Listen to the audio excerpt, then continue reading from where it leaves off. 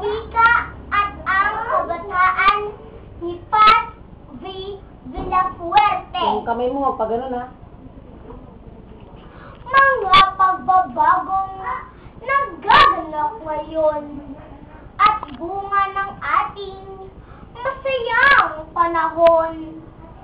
Batas at kultura, wika't edukasyon ay may pagbabagong hatid ay pagsulong. Sa bawat pagsulong ay kasangkot ako.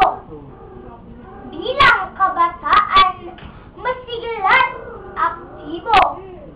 Tanging puhunan ko'y lakas at talino. Ang gamit kong wika'y wikang Pilipino. Sa tuwing ang wika'y palalaganapin, nangunguna ako sa mga gawain.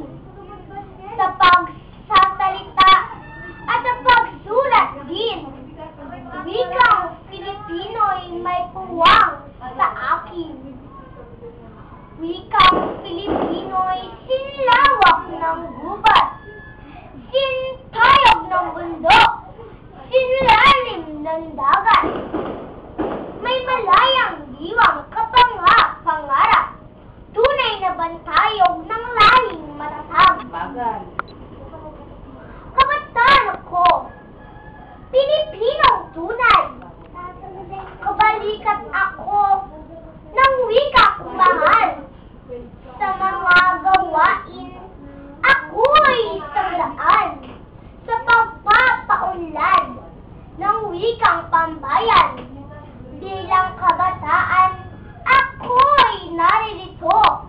Gamit ko ang wikang saan man magtungo. Paggamit ng wika'y tatak Pilipino. Isabay sa landas ng nasyonalismo.